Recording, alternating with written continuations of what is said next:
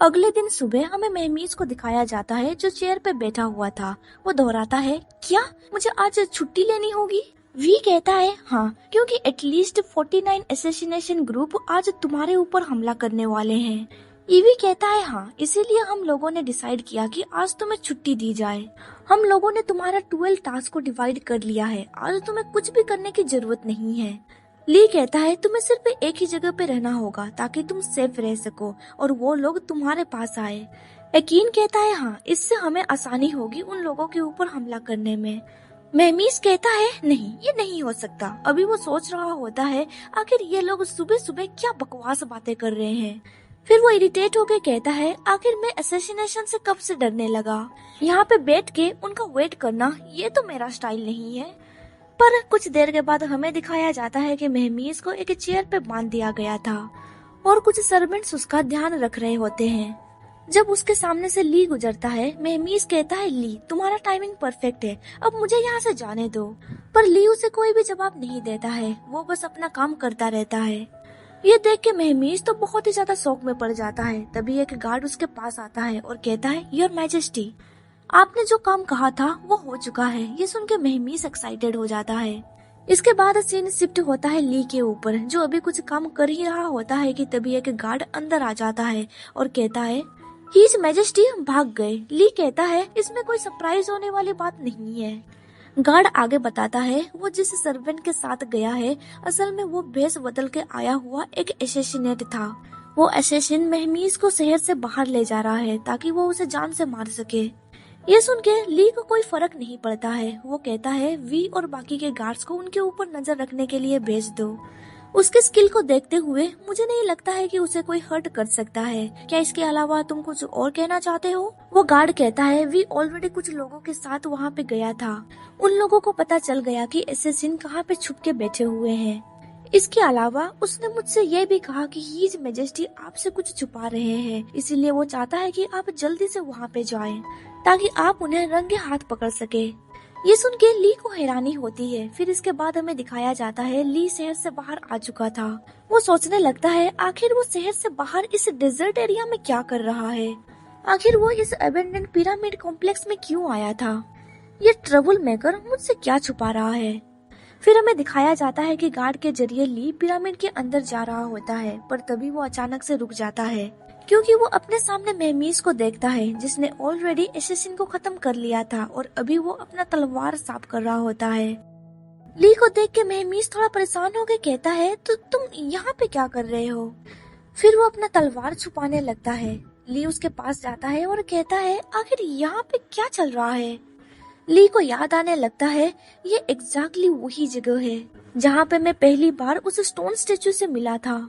उसे परेशान देख के महमीज कहता है ली तुम ठीक नहीं लग रहे, तुम्हें परेशान होने की जरूरत नहीं है, मैंने ऑलरेडी एसेसिन से डील कर लिया है, मैं बिल्कुल ठीक हूँ। ली कहता है मैं इसके बारे में परेशान नहीं हूँ, मुझे जानना है आखिर तुम यहाँ पे क्या कर रहे हो। फिर वो अपने मन में सोचने लगता है मैंने इस प्लेस को ड्रॉ भी किया था और एक गार्ड से भी कहा था एग्जैक्टली सेम मैचिंग लोकेशन को ढूंढने के लिए, पर हम लोगों को कभी भी इस तरह की जगह नहीं मिली थी। पर ये जगह एक्चुअली में एक पिरामिड के अंदर है जो मांगा सिटी के बाहर है। हम लोग भला इस जगह को मिस कैसे कर सकते हैं। तभी महमीज चुटकी बजाता है और अचानक से चारों तरफ से फूल आ जाते हैं। ली पूरी तरह से हैरान में पड़ गया था। महमीज कहता है ये सब कुछ तुम्हारे लिए है। फिर वो आगे एक्सप्लेन करने लगता है मैंने तुम्हें आधी रात को चुपके से बिस्तर से उठते हुए देखा है। तुम बार बार एक कफिन का ड्राइंग बनाते थे। मुझे लगा कि तुम हमारे फाइनल रेस्टिंग प्लेस के लिए डिजाइन बना रहे हो, इसीलिए मैंने सीक्रेटली तुम्हारे ब्लूप्रिंट से इस जगह को बनाया ताकि मैं तुम्हें सरप्राइज दे सकूं। पर तुमने इसका खुलासा जल्दी कर लिया। तुम इस कॉफिन को देखो, ये असल में एक डबल बेड कॉफिन है। ये बड़ा और कंफर्टेबल है और चारों तरफ कैंडल जले हुए रहेंगे, एक परफेक्ट एटमॉस्फेयर। अब बताओ मुझे तुम्हें शौक लगा ना? पर ली कोई भी जवाब नहीं देता है। वो कॉफिन के पास जाता है और वहाँ पे लेट जाता है। फिर उससे कहता है ये इतना भी बुरा नहीं है, मैं इसमें परफेक्टली फिट हो रहा हूँ। महमीज कहता है ऑफ कोर्स, मैंने इसे कस्टमाइज किया है हम दोनों के लिए। ली ताना मारते हुए कहता है ये तो अच्छी बात है, अब कोई इस लीड को भी बंद कर दे।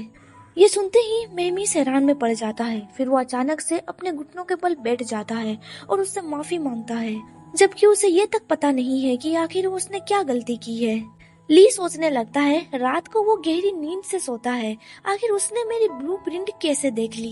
क्या ऐसा हो सकता है कि ये मनुष्य जगह मेरी वजह से ही अस्तित्व में आई? फिर वो आगे सोचने लगता है, क्या इसका मतलब है कि हमारी डेस्टिनी? तभी अचानक से मेहमीस खुद को पंच मारता है। ली तो हैरान में पड़ जाता है, आखिर उसने ये क्यों किया? मेहमीस कहता है, मैंने खुद को पंच इसीलिए मारा क्योंकि ये सब कुछ मेरी गलती है, क्योंकि मैंने खुद को डेंजर में डाला और सबके लिए प्रॉब्लम भी खड़ी कर दी। पर तुम मुझसे गुस्सा तो नहीं हो ना? फिर ली उसे हिट करते हुए कहता है, नहीं, तुम ये डिजर्व करते हो। आज का दिन सबके लिए बहुत ही ज्यादा क्रिटिकल है। मुझे सरप्राइज देने के लिए तुम्हें ये रिस्क उठाना नहीं चाहिए था। मेहमीस कहता है, बिना कोई ब्रेक लिए तुम मेरे और इबीस के लिए बहुत महीनों से नॉनस्टॉप काम कर रहे हो। मैं बस चाहता था तुम कुछ देर के लिए रेस्ट करो।